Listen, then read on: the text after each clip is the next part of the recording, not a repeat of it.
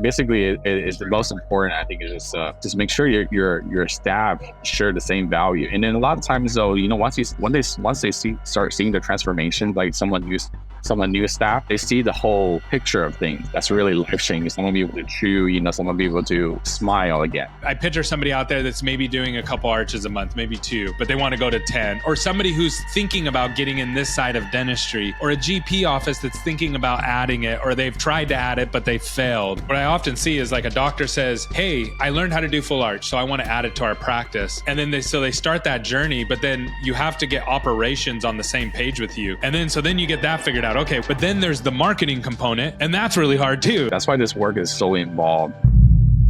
Welcome back to another episode of the Full Arch Advantage podcast. I'm your host, Gary Bird. I'm the founder of SMC National, where we help you create, convert, and close more full arches so you can grow the way that you want. And today I have Dr. Michael, who is the owner of 4 practices in Southern California, and he's doing about 30 arches a month, and he's absolutely crushing it. And he's going to share with you the secrets of how he scaled his team and the frameworks that he thinks through that are going to impact growth for any dental office. So if you want to do more full arches, this is going to be an episode that you want to tune into. And I just want to really call out, I really appreciate doctors like Dr. Michael, because he's going to be really transparent. He's going to share the good with the bad, and he's going to share it in a way that you can actually consume and apply to your practices. And I really appreciate people like this in the industry. So stay tuned.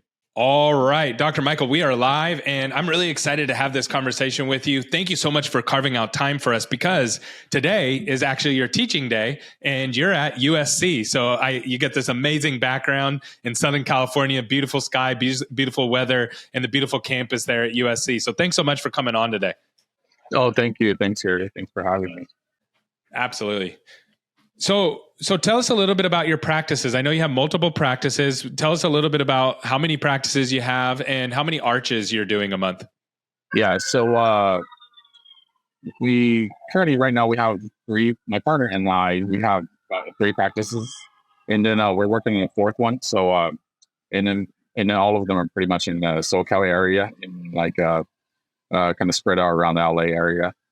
Yeah, so our practices pretty much emphasize on full arch, as our practice name's called Digital Dentistry Plus Implant. So we try to use the digital workflow, and then use that to do full arches. Try to go out of the traditional impression, those kind of things, and then try to implement that into our practices, make it more efficient. So we do as much as we can, just to help people. With obviously this is a field where a lot of people don't have teeth. They're probably the last dentist they see. So yeah, that's huge. How big are the practices roughly? Do you kind of look at them of how many arches you're doing a month, or how do you kind of measure growth? Right now we probably doing maybe 30. Probably amounts our practice is probably roughly like 30 arches a month. Awesome. Or so. That's amazing. Okay, so then walk me through right now what's giving you the most growth. So where are you seeing the most growth for your practices? I think this is got to be a team approach. It's not just about the doctor. It's about your support people behind your office. Your assistants, your manager, your treatment coordinator. Whoever is going to.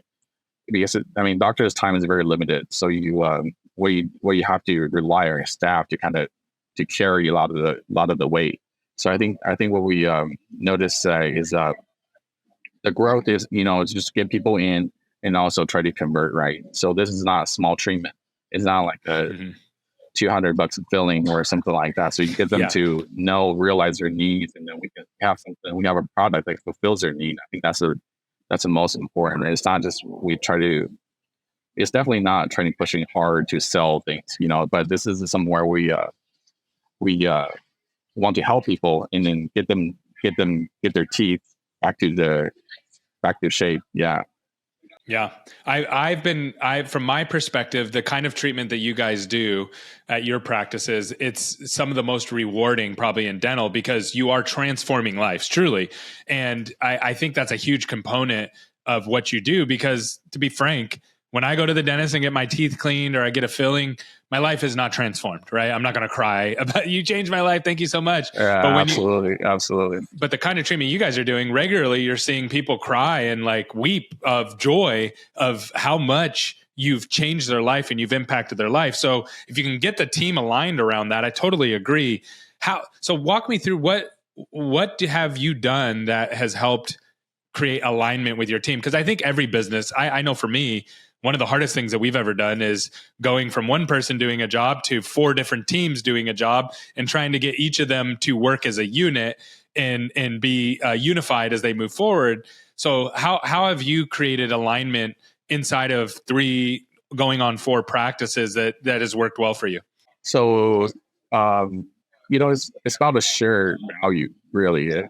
That's from the moment where you start hiring people how you want to hire someone that shares the same value with you, or someone who can see the value in this, and then bring them on the team, and then give them training, and then make sure they're able to kind of fulfill your expectations, and kind of carry that role forward, right?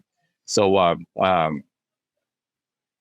so a lot of times though, and then that comes with a lot of training, with the like how you train your staff, how you train them how to talk to patients, and different things. I think I can go days about this, but basically it's the most important. I think is just make sure your staff share the same value. And then a lot of times though, once they start seeing the transformation, like someone new staff, they see the whole picture of things, starting from point A where they have no teeth all bummed out or whatever the condition is, to somewhere where they be able to see, wow, that's like that's really life changing. Someone be able to chew, someone be able to smile again. That's a huge impact, even on not just on the patient, also as the staff. So the more they see it, the more they believe this thing can really help their patient. I think that's then they start to really start to promote for the office and things like that. I think that's a huge. So I love that, and I totally agree with you. So it's like, okay, what are the values that you share? So you got to have that, and then training. So when you were first starting out, how did you start that process with your team? Like, walk me through the first couple years, because a lot of people right now, here's who you'll be talking to. I picture somebody out there that's maybe doing a couple arches a month, maybe 2, but they want to go to 10, or somebody who's thinking about getting in this side of dentistry, or a GP office that's thinking about adding it, or they've tried to add it, but they failed. How do you kind of think through this from that perspective of like, okay, this is how I got started in it, and I really got my team working towards shared values and building out this training? Well, I think a lot of it, I mean, it's whatever you try to do with a clinic or inside your clinic, it starts with a doctor. Like you start with the practitioner, because a doctor assumes the leading role of the whole team, right? So you gotta take on more initiative as a doctor themselves. Just take on more trainings, whatever. I mean, I think the full arch. This is a business where it can divide it into 2 parts, where one is about the clinical, well, the other part is about the business side.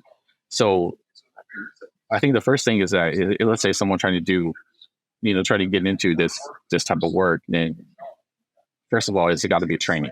The doctor has to be really trained in this, not just doing and say, hey, I'm going to attend a weekend CE and then come back to do 4 arches, which is a lot more involved than that. And then also we do a lot of things with our staff, have them to be just assign responsibilities. I think that's very important. Putting people in charge of things, and then like holding people accountable, responsible for different areas of the clinic operation. I think that's been huge for us. For also, and then for example, if someone's new, make sure they're trained properly before we let them go out in a free flow by themselves. So it's very. How do you do the training? How do you do the training? Is it like an LMS that you guys have built, or do you use somebody else's curriculum, or is it like hands-on? You're going to sit next to this person for the next month or 2. And there's, that comes. Let's say it's different. I basically train the doctors. We have an office manager train the staff and everything. So I help to train the doctors, and then training doctors, that's more that's a little bit more Hands-on. involved. Depending, yeah, that's more hands on. Like to make sure that if you have associates under you, make sure that they're available. I mean, not they're available. Like you're like doctors, I'm available whenever Yeah. just take on calls when your associate doctors need you or something. Like try to help them out, try to make them grow at the same path, and also like your make sure your office have a good staff and everything. Be very supportive, someone where they're not afraid to ask for help. They're not just go in there and start winging it. They're saying, okay, I have no one to ask, and I'm going to try this way or something like that. Have that kind of good support. I think that's huge, right? Even for the doctors, also for the staff. I think that makes a difference. Yeah, and I totally agree with you. Like everything starts and finishes with the doctor, right? So the doctor, this is what I've seen from the out. I'm a marketing guy, so I'm looking from the outside in. But what I often see is like a doctor says, "Hey, I learned how to do full arch, so I want to add it to our practice," and then they start that journey. But then you have to get operations on the same page with you, and that's really hard. It's not easy to do because you're still learning yourself as a doctor.